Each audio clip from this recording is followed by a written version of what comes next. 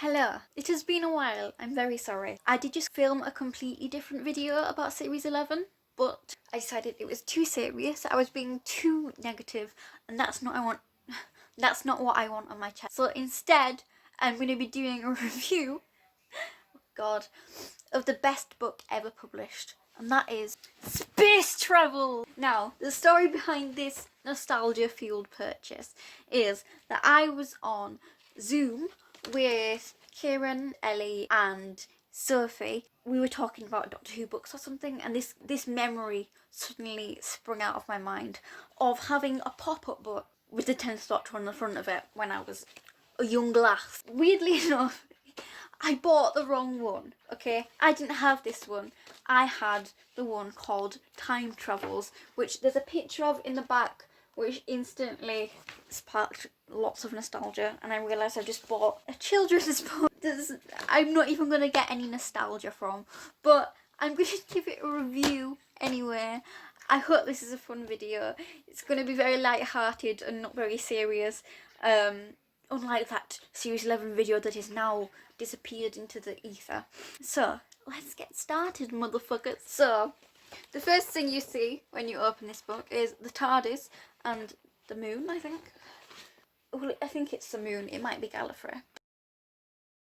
And then we have a list of all the planets that the Doctor has visited in, I think, like series 1 to 4. This is Space Travels. The other book, Time Travels, was all about his adventures in time. This is about his adventures in space. The annoying thing is, I had this really vivid memory of opening up the book to the telescope thing from Tooth and Claw. Now I'm never gonna be able to relive that memory. But I've got a list of planets. Let's read the list of planets. So we've got Gallifrey. We've got Parallel Earth. Is that? Oh yeah, Rise of the Cybermen. We've got Croptor, the Moon, New Earth, the Sun, Paradox Earth. What the fuck is that? Oh, Last of the Time Lord. The Titanic, Ancient Earth, Ood Sphere, the Sontaran Stratagem. That's not exactly a planet, is it? That's not a planet. Mr. Space Travel's book. Messaline. What the fuck is that? Oh, it's the Doctor's daughter. Did you know I used to have two fish called Jenny and Hathpeck after the characters in that episode in 2008, and they died. And really not after very long, and it really broke my heart. That was my first experience of death, and I've never recovered. But anyway, the last one is the Tardis, so I guess it's not just planets, it's also stratagems and spaceships too. So, the first planet we have is Gallifrey. We have a little TARDIS. I think you can move the TARDIS, isn't that? Oh no, you can't, it just sort of comes up a bit. It looks like you should be able to move it though. Am I just really dumb? Oh wait. Look at this, guys, No, it's still not working. I'm really confused. This is clearly too advanced for me. This explains about Gallifrey. It has a picture of the Doctor and the Master, and I'll read the wording to you, and you'll realise why I maybe shouldn't have made this purchase as an adult. Located in the constellation of Cassiopeia, Gallifrey was known as the Shining World, the Seven Systems. On the continent of wild endeavour, in the mountains of solace and solitude, stood the vast citadel of the Time Lord, the oldest and mightiest race in the universe. So basically, this is a children's book with nice pop-up things explaining Doctor Who facts, which is just so pure. Of course, I would have loved this book at age whatever I was, but the thing is, I'd never had it. I had the other one. Parallel Earth. Can I just say, the pop-ups don't make any sense, right? Like, they're just sort of floating there. Like, you'd think they'd pop up. But anyway, so here it explains about, on an Earth parallel to this one, the Doctor, Rose and Mickey discovered that Cybus Industries was turning humans into Cybermen. They began collecting the homeless and taking them to the factory in Battersea Power Station. But their plan was to upgrade everyone across all 7 continents and begin the Age of Steel. Now, what a way to interweave the episode title into there. It's even got capital letters. Love how it's teaching me grammar. Croptor. I'm on the wrong side. Croptor, which is the place they visit in Impossible Planet. Right? Oh, this has got like a... Oh my god, this one might actually move properly. Look. It's like when the Doctor goes down in that yellow thing. I guess guess you're able to pull it down. I'm just too dumb. But yeah, that's really exciting, and I would give that specific thing a 10 out of 10. This one isn't particularly interesting. Just has pictures of a doctor and a pull down thing. The moon. Now, this is really fascinating. I mean, look at that font. That's a really sexy font that I've never seen before in my whole life. Again, we've got like the Jadoon spaceships that you're able to move, I guess, but I can't really move them. We've got the Doctor and Martha, and the Jadoon that when you open it up, you have more info, and you see the Jadoon unhelmeted. So I'll give you a bit of info. Right, are you ready? Martha knew she could die at any minute, but still thought the view of the Earth from the moon was the most beautiful thing she'd ever seen. Fun fact with Beckaboo. New Earth! Now, this is strange because it's not very chronological, is it? Oh, wait. It's because gridlock, isn't it? Oh my god, yes, look. Look, under the thing is gridlock. So we've got New Earth is in the episode New Earth. Then we've got gridlock. Oh my god, it's so sexy. Here we've got the cat lady. Can't remember her fucking name. Novice Hane. There we go. Cassandra. We've got Chip and a diseased person. And on the other side we've got the cat guy. What's he called? He's called Brannigan, is he? Is he called Brannigan? I think he's called Brannigan. And yeah, that's it. Oh, and some macra. We love a bit of macra. Do you want to know a fact about New Earth? The Doctor and Rose visited New Earth in response to the message the Doctor received on his psychic paper. 42 times. Love you, chippers. Right, so the sun. Here's the Doctor looking really concerned. And here is Burn With Me Man in nice font. I wish my camera was better so you could see the font because it's really turning me on. Here we've got a flappy thing. I guess that's the spaceship that we're on. Again, I don't really see the point in this thing, but I guess if I was small, I would appreciate it more. This is what you get for making spontaneous purchases made at children. Oh my god, this is so good. You know how Chris Chibnall is so turned on by countdowns? Well, look at this. You can do your own countdown. I did it just then. It's just the way I'm holding it. Basically, you can spin it so it counts down. Oh, this one's really... This is my favourite page. Oh my god, I love this page. Oh my god, I'm really feeling sexy now. The Titanic. And look at that font. God, why am I so excited by font? We've got Banner Cafalata, we've got an angel guy, we've got the Doctor and Kylie Minogue, who by the way is the same height as me, so she is queen. We've got also this lower deck sign that you can turn and get more info, and we see Jeffrey Palmer. Is that his name? It's not Jeffrey Beavers, as I said to my mum. My mum was like, oh, isn't that guy from Voyage of the Damned Dead? And I was like, oh yeah, Jeffrey Beavers. Anyway, I'll give you a fact. Right. Captain Hardacre was paid by Max Capricorn to sabotage the ship. He was ill and only had 6 months left to live, so needed the money for his family. I forgot that bit. Hardacre steered the ship towards a meteor storm, letting the shields down and magnetising the hull to attract the meteors. See, those are some big words for children. I wouldn't know what them words mean now.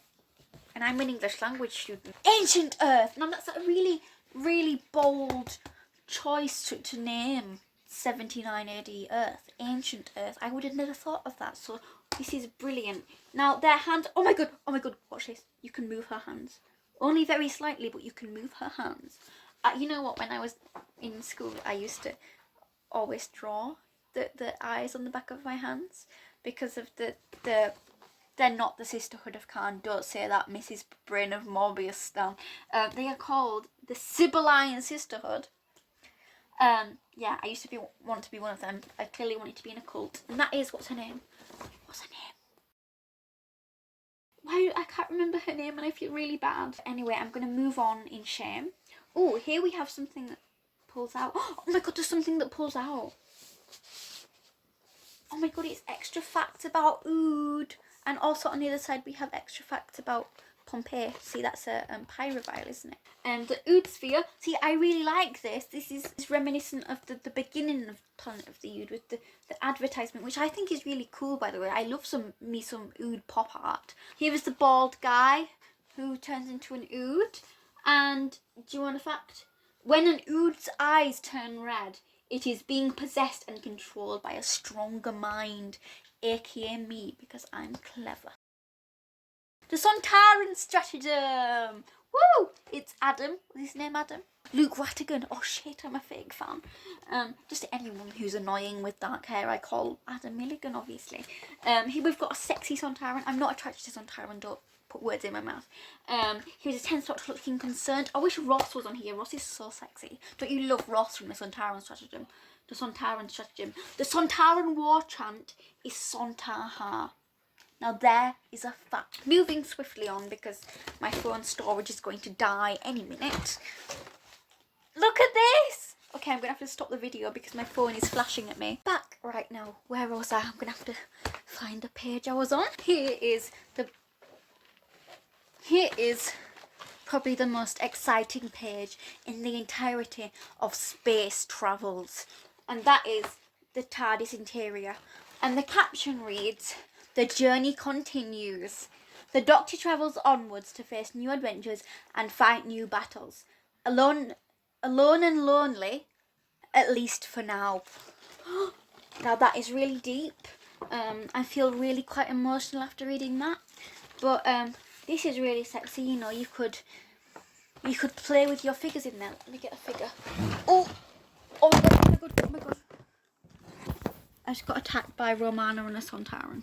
I don't know what a Sontaran is, but he's not going in my TARDIS. Romana is Horns of Naimon Romana. So she can sit on the seat. She can sit on the seat. She can go to the console and fly away to E-space.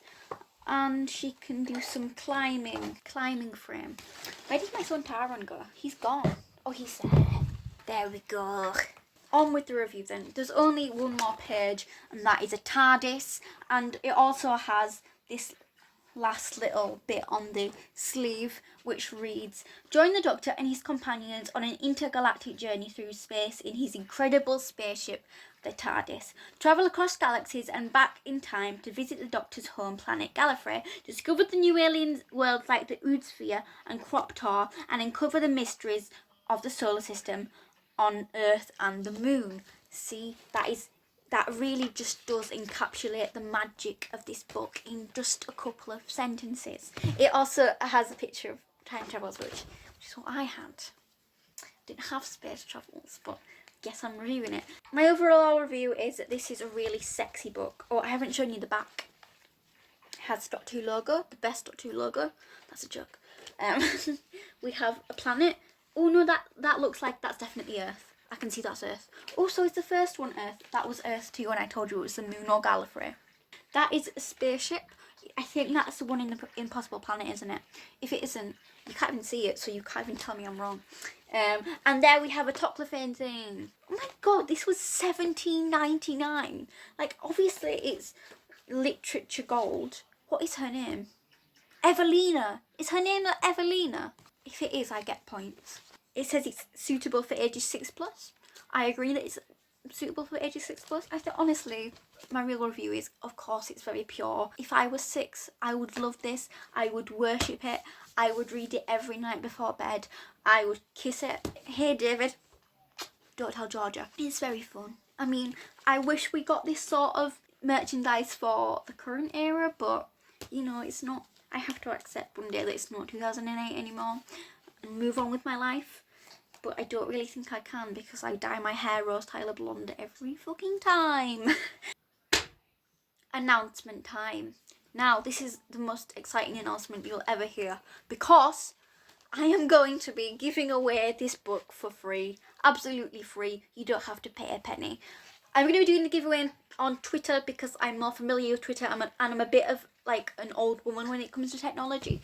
So I'll link my Twitter in the description. It's at RebecTV anyway. Lil Romana. I'm Lil Romana. And you can have a chance to get your hands on this beautiful thing for no money whatsoever. And you know, it's worth $17.99, you know, and you get all the educational value of it. You get some sexy pop-ups. You get fucking free TARDIS to put your Romana, Horns of Naimon Romana in it. It looks a bit depressing from the back.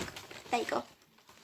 You can cry at the ending bit about the Doctor being alone and lonely. And you can just have the best time ever. I'm sorry this video has been absolute chaos. I did want to do a depressing video. Series 11 review. I think this has been much better anyway. This can be my thumbnail. Hang on, I'm gonna recreate the. That's gonna be my thumbnail. Goodbye, guys. I hope you enjoyed the video. Next time might be something a tiny bit more serious. Maybe a review of something. Maybe more space travels. Space travels. Hashtag Stan Space Travels 2021. See you later, alligator.